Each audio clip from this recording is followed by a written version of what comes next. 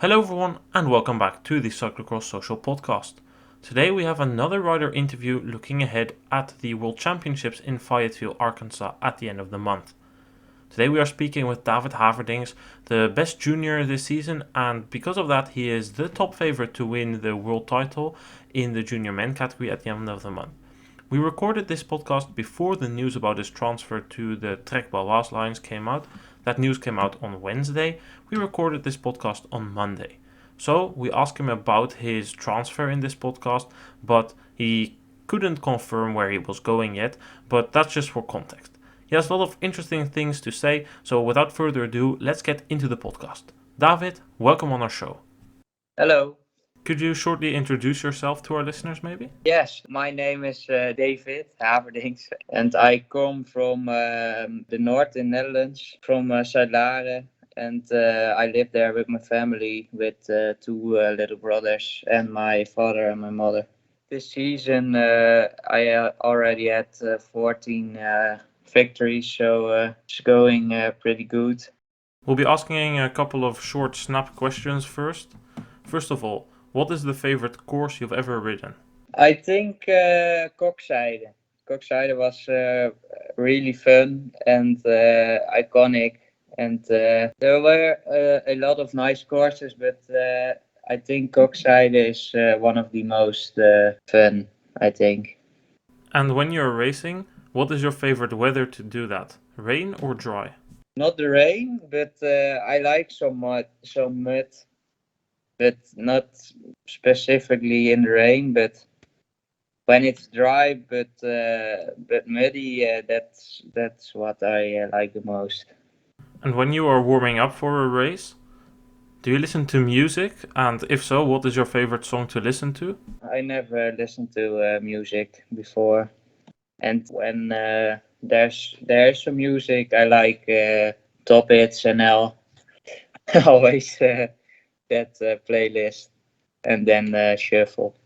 And do you like racing in the Netherlands or do you like racing in Belgium? Which one is your favorite? I think Belgium, but it's not that races in the Netherlands are boring, but I think the courses and the crowd and everything besides the race, the atmosphere in Belgium is a lot better than in the Netherlands. And when you are not racing, what's your favorite thing to do? Do you like to watch a series, play games, or do another sport? I game a little bit, not that much as I did before, but I walk sometimes, and yeah, I don't know. It's cooking. I like cooking, cooking my food, and yeah, that I like that. I go to school, so yeah, that's take a lot of time. Besides sitting on the bike.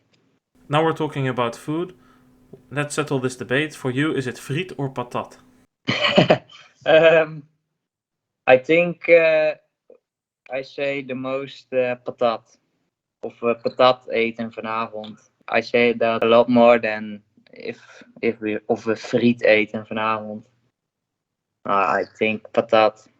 Let's talk about the racing then. You came into this season without actually having been able to race last season.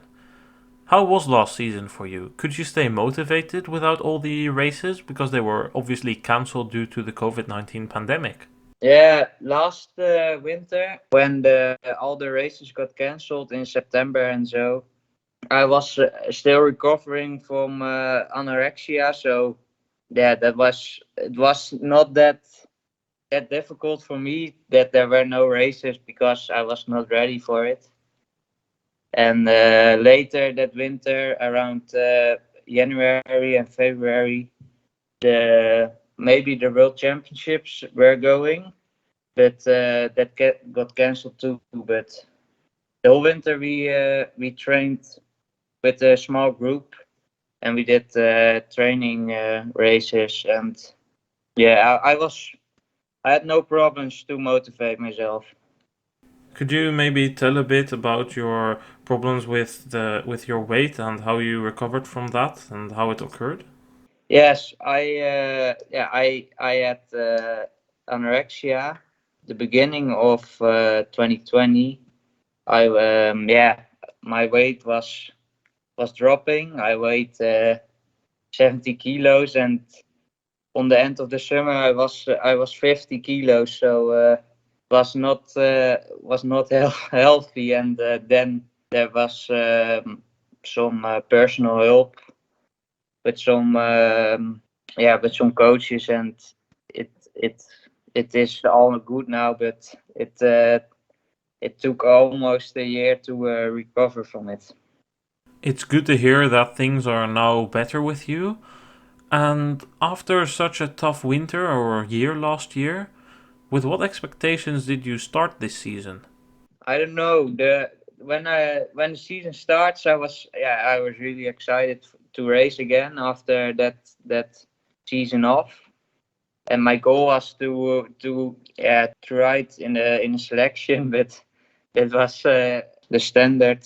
I was going for here and there to win a cross or stay in front, and be at my best at the World Cups and the championships for for the medals and for the to be on the podium there. But yeah, that it's still a goal, and to be consistent and always go for the win now. But before the season, I was not expecting this.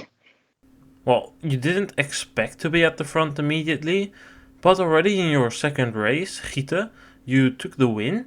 Could you tell us a bit about that race and how surprised you were throughout that race that you were winning? It's close to my house, so I was really motivated to win. The week before, I had my first cross in Braden, where I had to start from the last row, but I moved up almost to the and right almost for the win, but yeah, then I had a mechanical issue and my pedal went off, so I had to switch to a bike. But in my second bike, there was no air in my front wheel, so then I got eighth or ninth, I think, in the end.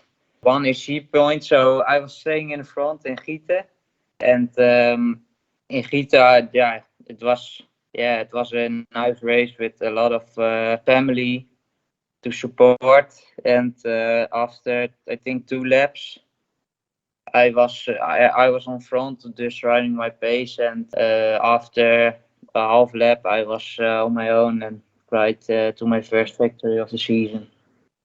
You kept on winning races until the European Championships. In most of those races, you were fighting hard with Aaron Dox for the win.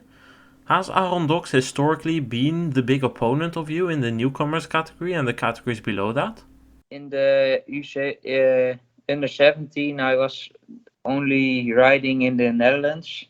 I only ride 3 races in Belgium, and there was Aaron Dox, my opponent. Yeah, and I never beat him there.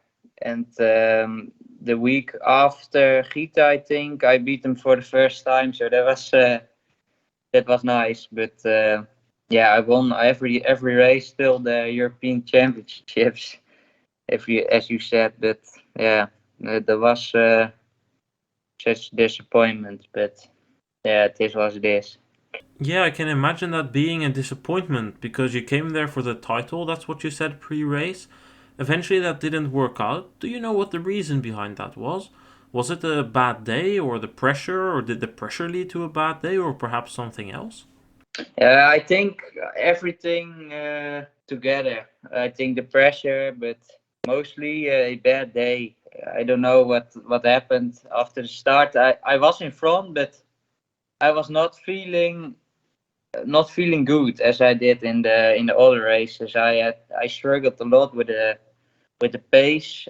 I managed to stay in front, but after a mistake of myself, I only he had a gap, and I just couldn't ride to his wheel, and he was just stronger that day. I had a mental tick.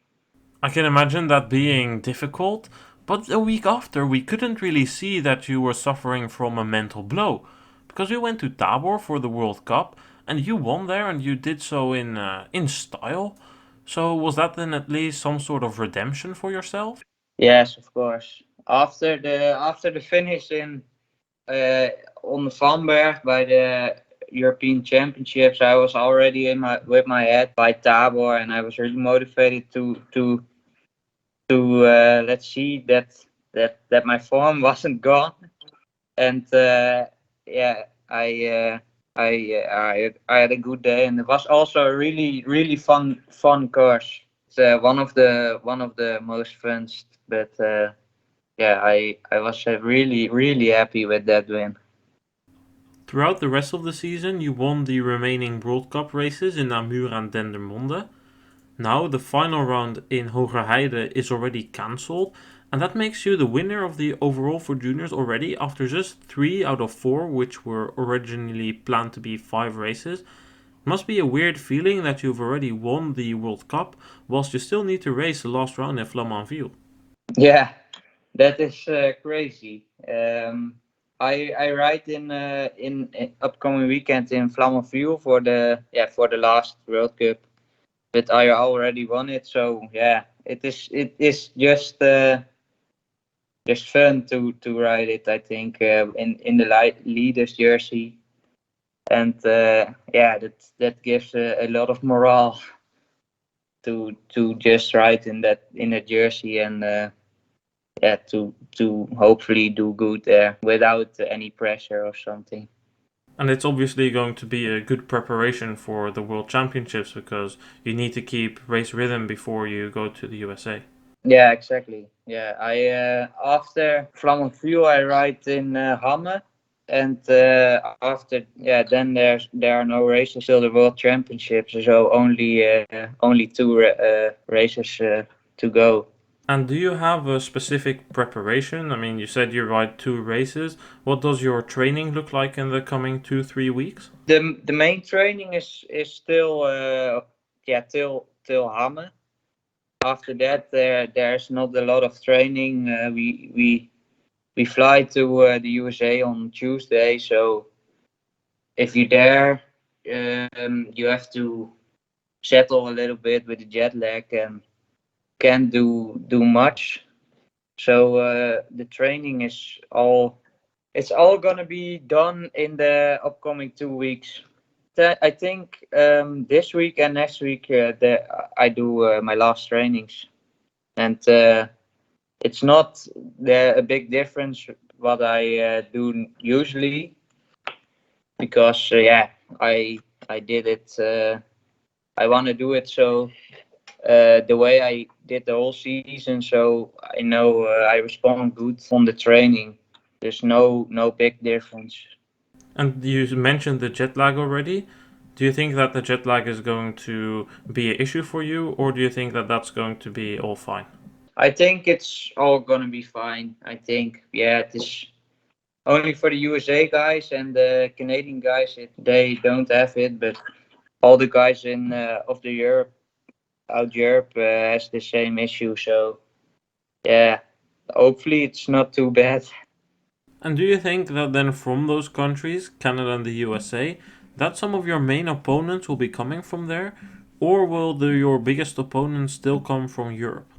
I think there always is a strong rider of the USA. Also, they came here around the New Year, but to ride some races in Belgium, and they are really strong. So I think there's at least one guy that also can win the World Championship. So I think he's a big favorite.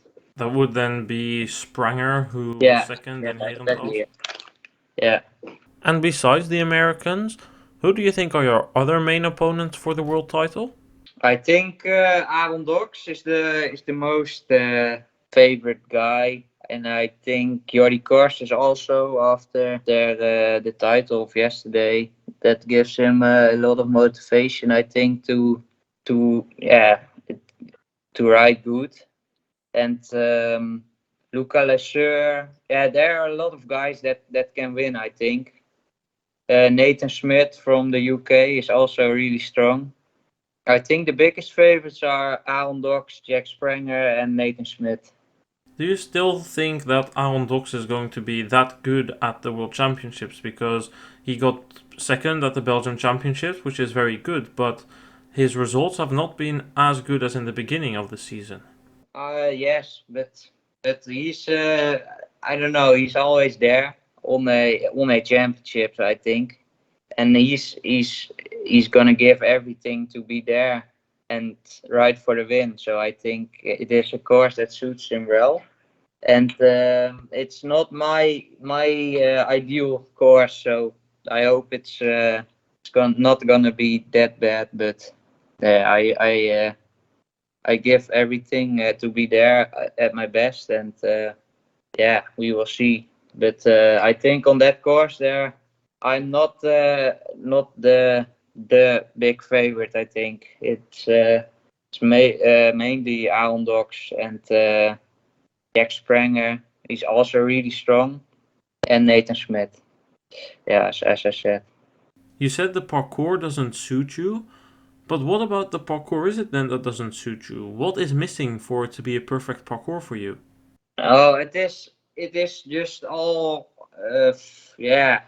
The speed is never going low. It is all just powering all the whole course. There's no if it's they said there's gonna be some changes. I hope so. That there's a little bit more technical features in the course, but yeah, it is. I won on the most courses, so it's not. If I have a good day, I think I will ride for the podium.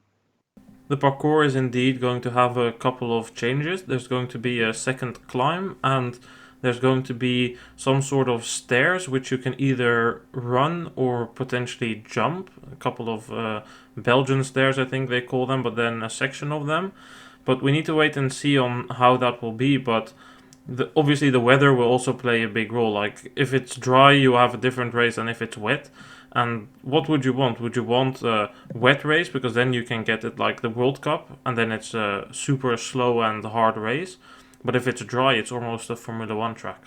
Yeah, I think a little bit a mix. That it's gonna rain just an hour before the start, and it's getting a little bit slippery. So you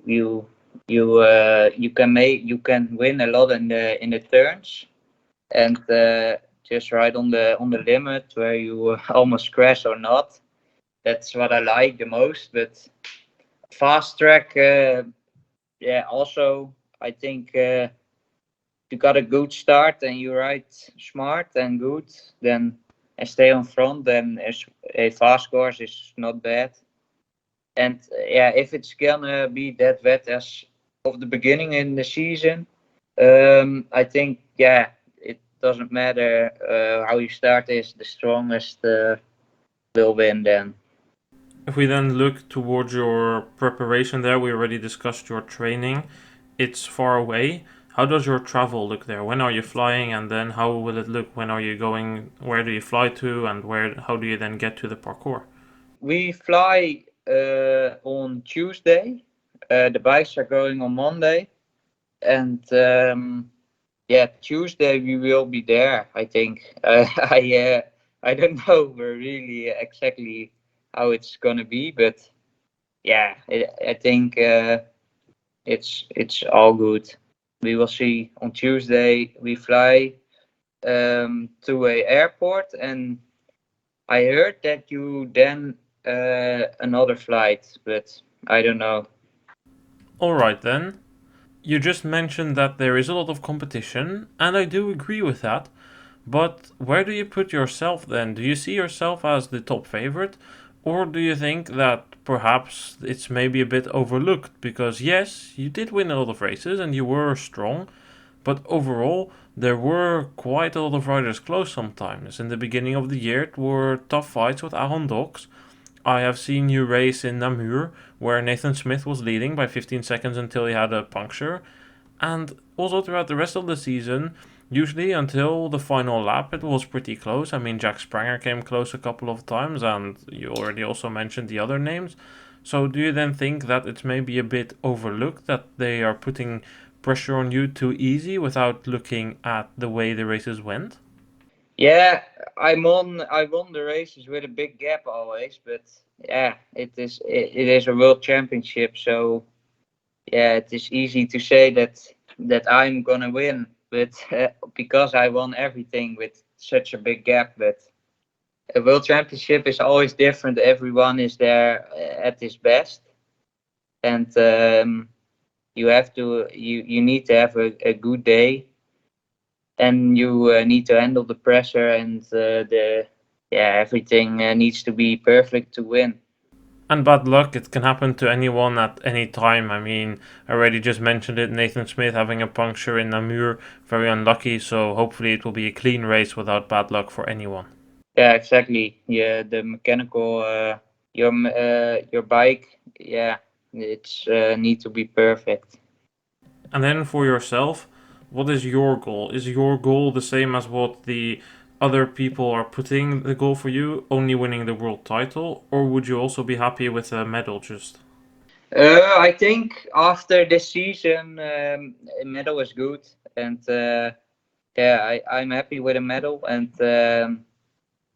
it's just that little touch that it makes it 100% perfect the season if I win, but it's not it is a big goal, but if I not win and I get a medal, I'm also happy.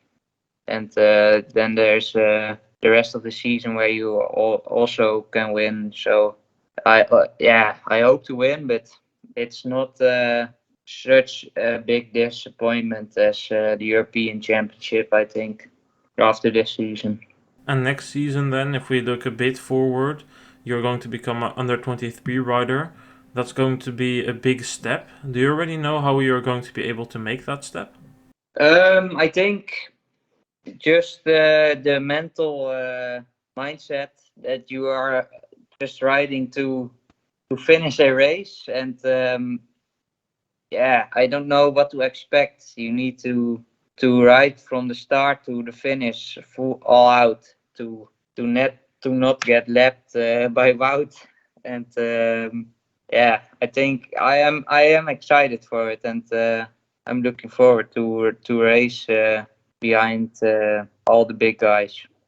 And after such a good season, has there been any interest from big cyclocross teams for you to join them? Yeah, there are a a few teams that are interested, but yeah, I can't I can't say anything about that.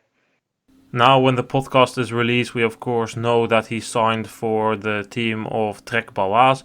He will be racing there next season after racing with the AA Drink Young Lions throughout the summer on the road and mountain bike. Anyway, we thank David for wanting to speak with us and of course wish you the best of luck at the World Championships and hope for yourself that you can deliver the world title. You also thank you for the interview. It was a nice experience. Once again, David, thanks for being here and the best of luck at the World Championships. We will be continuing podcasting with a podcast about the penultimate round of the World Cup for Elites in Flamanville. Podcast of that will be released on Monday. And then next week we continue our pre-World Championship series with rider interviews with a podcast with Pim Ronhaar and Mees Hendricks coming out on Wednesday. Thanks for listening and hopefully you guys will tune in then again as well. Goodbye.